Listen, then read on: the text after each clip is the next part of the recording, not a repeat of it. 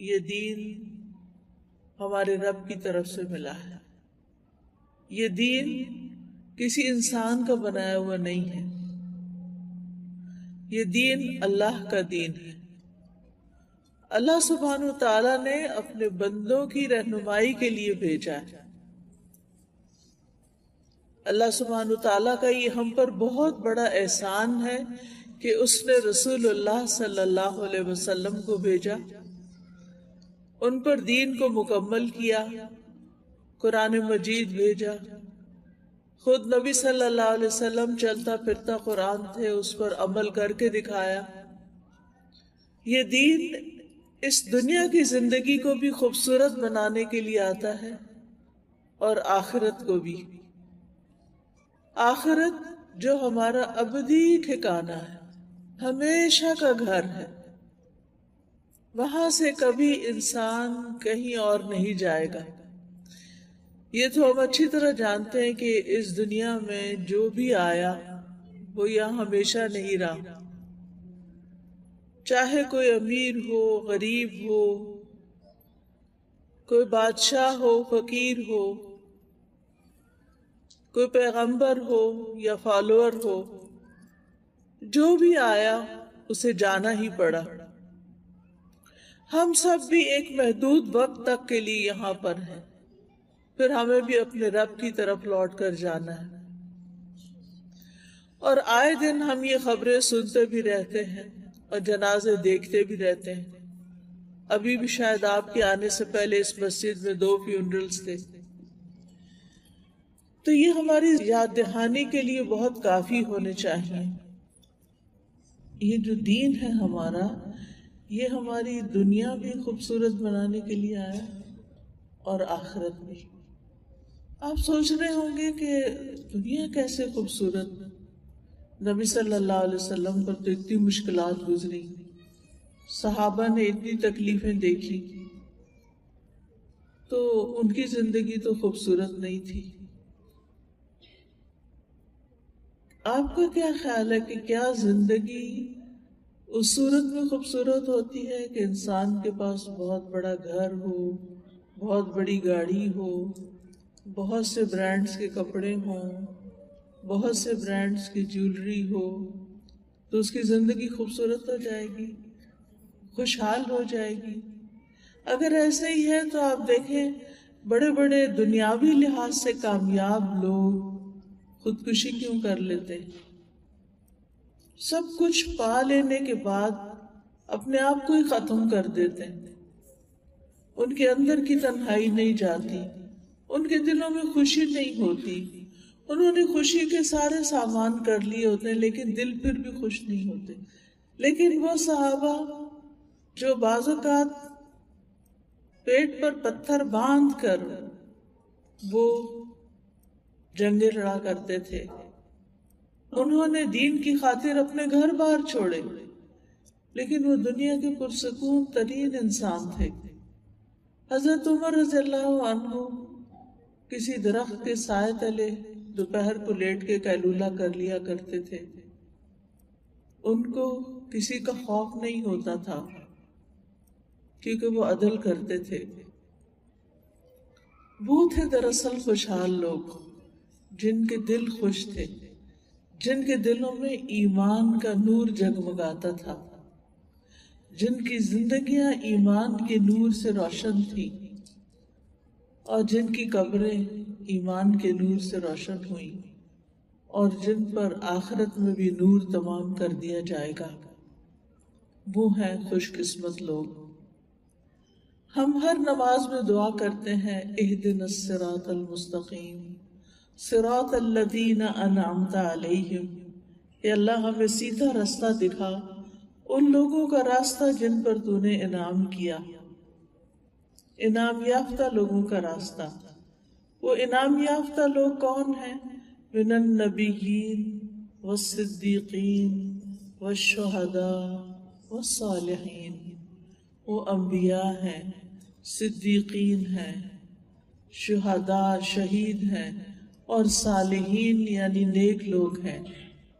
اللہ تعالی ہمیں بھی ان نیک لوگوں میں شامل کرے. ہمارے لیے ان لوگوں کی زندگیاں مشعل راہ ہیں، ہمیں بھی انہیں راستوں پہ چلنا ہے جن پر وہ چلے، اور اس کے لیے بہت ضروری ہے کہ ہم وہی طریقہ اور وہی چیز استعمال کریں انہوں نے جو نسخے استعمال کیے، اور وہ کیا ہے؟ دراصل قرآن و سنت۔ نبی صلی اللہ علیہ وسلم نے فرمایا تھا کہ میں تم میں دو چیزیں چھوڑ کر جا رہا ہوں، اگر تم انہیں مضبوطی سے پکڑے رکھو گے تو کبھی گمراہ نہ ہوگے، اور وہ ہے اللہ کی کتاب اور اس کے رسول صلی اللہ علیہ وسلم کی سنت۔ جو شخص بھی ان دو چیزوں کو مضبوط تھام لیتا ہے، یعنی اپنی زندگی کا ایک حصہ بنا لیتا ہے، قرآن سے روشنی حاصل کرتا ہے، نبی صلی اللہ علیہ وسلم کی سنت، حدیث، سیرت سے روشنی حاصل کرتا ہے، وہ شخص پھر بھٹکتا نہیں، گمراہ نہیں ہوتا، وہ سیدھے راستے پر رہتا ہے، وہ راستہ جو بالآخر اللہ کی رضا کا راستہ اور جنت کا راستہ ہے۔ جنت وہ گھر جس میں سے انسان کبھی بھی نکالا نہیں جائے گا اور وہ نکلنا بھی نہیں چاہے گا، لا یبغون عنہا حولا، وہاں سے وہ ادھر ادھر بھی نہیں ہونا چاہیں گے، کبھی ایک لمحے کے لیے بھی وہاں سے نکلنا نہیں چاہیں گے۔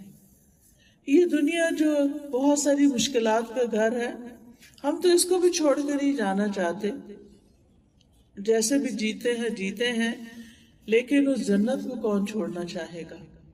لیکن اس جنت میں جانے کے لیے اللہ سبحانہ تعالیٰ اپنے بندوں میں سے سلیکشن کر رہا ہے، انتخاب کر رہا ہے، چن رہا ہے، اور انتخاب کرنے کے لیے کیا کیا جاتا ہے؟ امتحان لیا جاتا ہے، ٹیسٹ میں سے گزارا جاتا ہے۔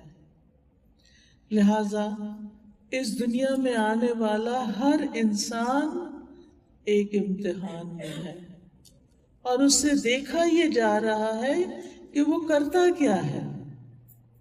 جیسے قرآن مجید میں آتا ہے سورۃ البقرہ میں، وَلَنَبْلُوَنَّكُمْ بِشَيْءٍ مِّنَ الْخَوْفِ وَالْجُوعِ وَنَقْصٍ مِّنَ الْأَمْوَالِ وَالْأَنفُسِ وَالثَّمَرَاتِ وَبَشِّرِ الصَّابِرِينَ الَّذِينَ إِذَا أَصَابَتْهُمْ مُصِيبَةٌ قَالُوا إِنَّا لِلَّهِ وَإِنَّا إِلَيْهِ رَاجِعُونَ أُولَئِكَ عَلَيْهِمْ صَلَوَاتٌ مِّن رَّبِّهِمْ وَرَحْمَةٌ وَأُولَئِكَ هُمُ الْمُهْتَدُونَ، اور یقیناً ہم تمہیں خوف اور بھوک اور مالوں اور جانوں اور پھلوں میں سے کسی نہ کسی چیز سے ضرور آزمائیں گے، اور صبر کرنے والوں کو خوشخبری دے دو۔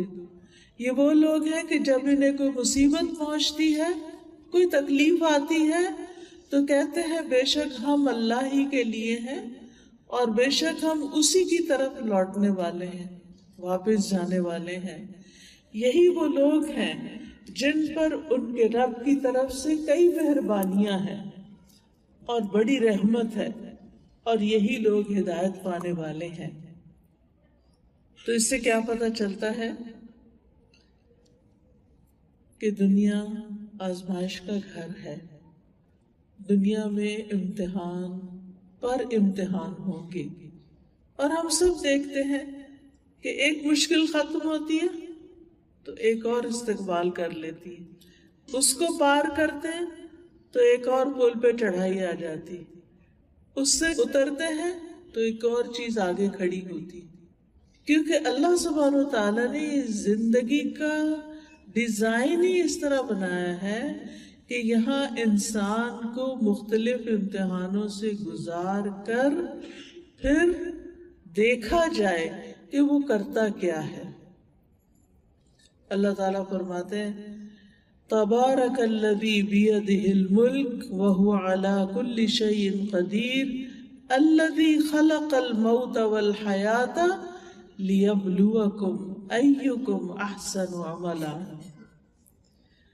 بہت بابرکت ہے وہ ذات جس کے ہاتھ میں تمام کائنات کی بادشاہت ہے، اور وہ غالب ہے، اور وہ العزیز الغفور، بخشنے والا بھی ہے۔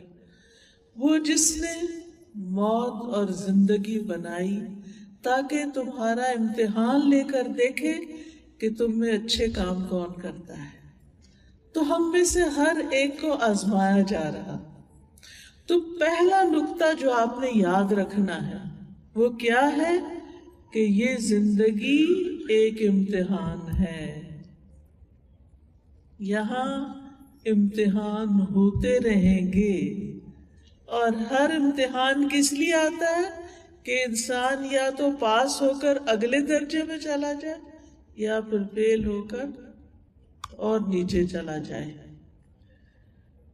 جب انسان یہ سمجھ لیتا ہے نا تو پھر تکلیفوں کو، مشکلات کو، مرضی کے خلاف زندگی میں فیصلوں کو ایکسپٹ کر لیتا ہے کہ یہ تو ہونا ہی تھا، یہ تو میرے رب نے فرمایا تھا کہ میں تمہیں آزماؤں گا۔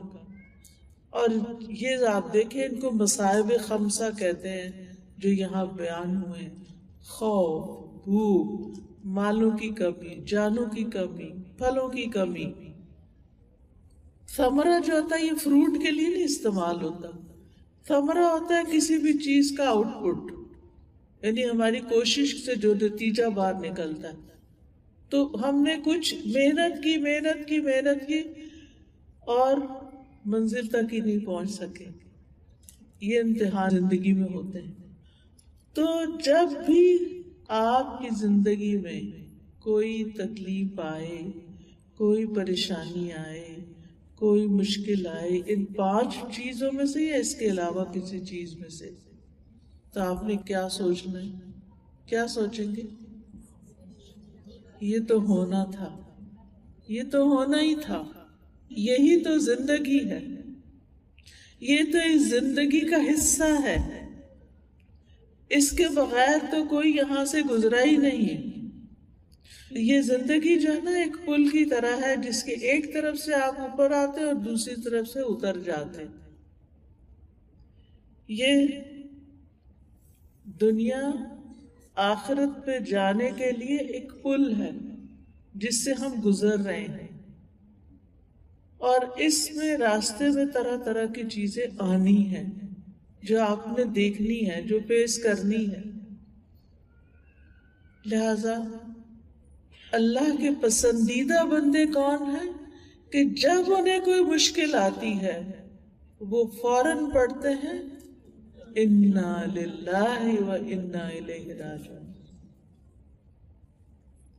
ہمارے اسلاف تو جب لیمپ بجھ جاتا تھا، دوسرے لفظوں میں جب بجلی چلی جاتی تھی، اندھیرا ہو جاتا تو اس وقت بھی پڑھتے تھے انا للہ و انا الیہ راجعون، چھوٹی چھوٹی چیزوں پر۔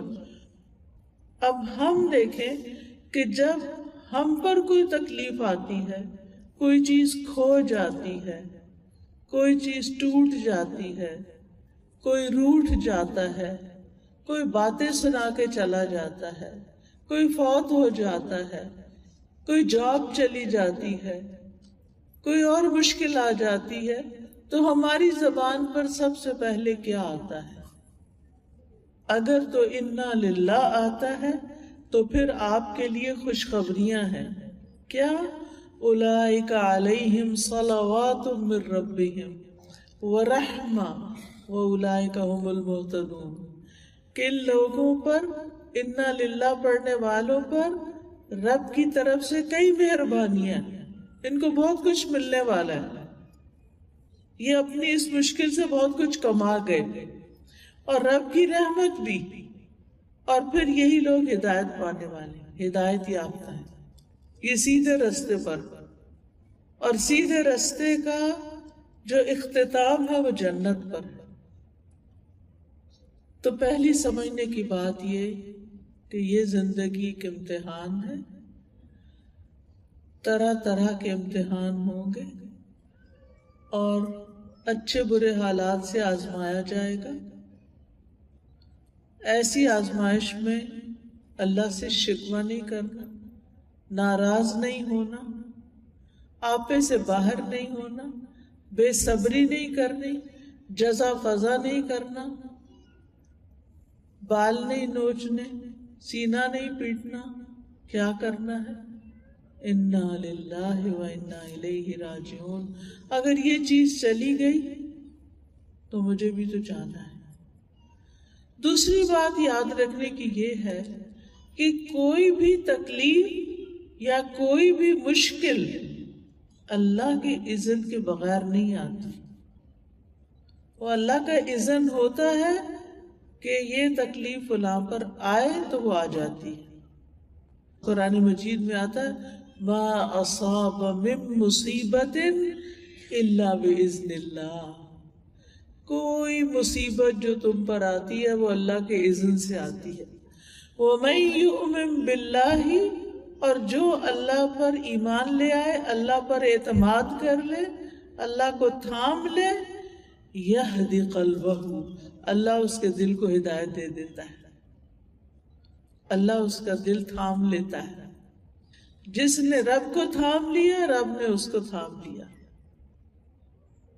واللہ بکل شیء علیم، اور اللہ ہر چیز کو خوب جاننے والا ہے۔ لہذا اگر کوئی تکلیف آئے تو کیا کرنا ہے؟ وہ تو پڑھنا ہے، اس کے بعد یہ سوچنا ہے کہ یہ اللہ کے اذن سے ہوا ہے، اس میں ضرور کوئی خیر ہے، اس میں خیر ہے۔ دوسرا جملہ کیا یاد رکھیں گے؟ اس میں بھی خیر ہے، کیونکہ اللہ اپنے بندوں پر ظلم نہیں کرتا، اس میں بھی خیر ہے۔ کوئی چیز ٹوٹ گئی تو کہیں اس میں بھی خیر ہے۔ وہ چیز ٹوٹی تو اب نئی آ جائے گی نا، نیا برانڈ آ جائے گا، کوئی نئی ریپلیسمنٹ آ جائے گی۔ تو یہ بات یاد رکھنی، اس میں بھی خیر ہے، میرے ساتھ ظلم نہیں ہوا، میرا برا نہیں ہوا۔ کیونکہ آپ نے دیکھا ہوگا کہ عام زندگی میں جب نعمتیں ملتی جاتی ہیں نا تو ہم اللہ کو بھولتے جاتے ہیں۔ نمازیں بھی جلدی جلدی کی، اور بھی جو نیکی کے کام ہیں وہ بھی بس ٹال مٹول، لیکن جب تکلیف آتی ہے تو پھر کیا کرتے ہیں ہم؟ پھر اللہ کو زیادہ یاد کرتے، اٹھتے بیٹھتے چلتے پھرتے سوتے جاگتے پھر ہم اللہ کو کثرت سے یاد کرتے۔ آپ کا کیا خیال ہے کہ یہ یاد ایسے بیکار جائے گی؟ یہ آہیں بھرنا، یہ اللہ کو پکارنا، یہ دعائیں کرنا، یہ اللہ کی طرف رجوع کرنا، یہ ایسے ہی چلا جائے گا؟ نہیں، اس کا بہت بڑا ریوارڈ ہے، بہت بڑا اجر ہے۔ اللہ نے کوئی چیز لی اور آپ کو اپنے قریب کر لیا، لہذا اللہ کے فیصلوں پر راضی رہنا ہے، تقدیر پر ایمان لانا ہے۔ نبی صلی اللہ علیہ وسلم نے فرمایا کوئی بندہ اس وقت تک مومن نہیں ہو سکتا جب تک وہ اپنی اچھی اور اپنی بری تقدیر پر ایمان نہ لائے، یہاں تک کہ وہ جان لے کہ جو چیز اسے ملنے والی تھی وہ اس سے چوک نہیں سکتی تھی، کہیں نہیں جا سکتی تھی، اور جو چیز اس کو نہیں ملی وہ اسے کسی صورت مل ہی نہیں سکتی تھی۔ یہ یقین رکھنا ضروری ہے کہ جو مجھے ملنا ہے وہ کوئی لے نہیں سکتا، اور جو نہیں ملنا وہ کوئی دے نہیں سکتا۔ تو یہ بات یاد رہے گی کہ جو اللہ نے مجھے دینا ہے نا وہ مجھے مل کر رہے گا، اور اگر اللہ نے نہیں لکھا نا میرے لیے کسی چیز کو تو دنیا کی کوئی طاقت مجھے دے سکتی ہی نہیں۔ اور جب اللہ تعالیٰ کوئی چیز لے لیتا ہے تو پھر اس کے بدلے میں اللہ تعالیٰ اس شخص سے محبت کرتا ہے، اس کی رضا پر راضی ہو جاتا ہے۔ اور یہ بھی یاد رکھیے کہ انسان کے ساتھ اللہ تعالیٰ کا ہر فیصلہ بھلائی والا فیصلہ ہوتا ہے، چاہے وہ ہمیں پسند آئے یا نہ آئے۔ رسول اللہ صلی اللہ علیہ وسلم نے فرمایا کوئی بھی نہیں کرے گا، کہیں گے نظر ہی نہ آئے گی. اسی لیے تو آپ دیکھیے ہماری شادیوں بیاہوں پہ کیا ہوتا ہے کہ جس کے ساتھ کوئی ناراضگی ہوتی ہے اس کو شادی پہ نہیں بلاتے، یا وہ بلائے بھی تو جاتے ہی نہیں.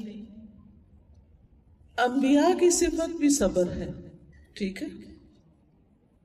وَإِسْمَاعِيلَ وَإِدْرِيسَ وَذَا الْكِفْلِ كُلٌّ مِّنَ الصَّابِرِينَ، اور اسماعیل، ادریس اور ذوالکفل کو بھی نعمت دی تھی. یہ سب بہت صابر تھے، یہ سب صبر کرنے والے تھے. صبر کرنے والے جو ہیں اللہ سبحانہ تعالیٰ کے پسندیدہ بندے ہوتے ہیں، اور اللہ تعالیٰ نے اس کا ہمیں حکم بھی دیا ہے. اللہ تعالیٰ نقصان سے بچنے کے لیے ہمیں 4 چیزیں بتاتے ہیں. سورۃ العصر سب کو آتی؟ کس کس کو آتی؟ سب کو آتی الحمدللہ.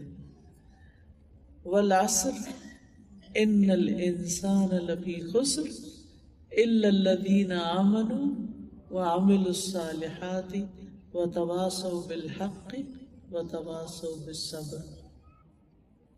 قسم ہے زمانے کی، بے شک انسان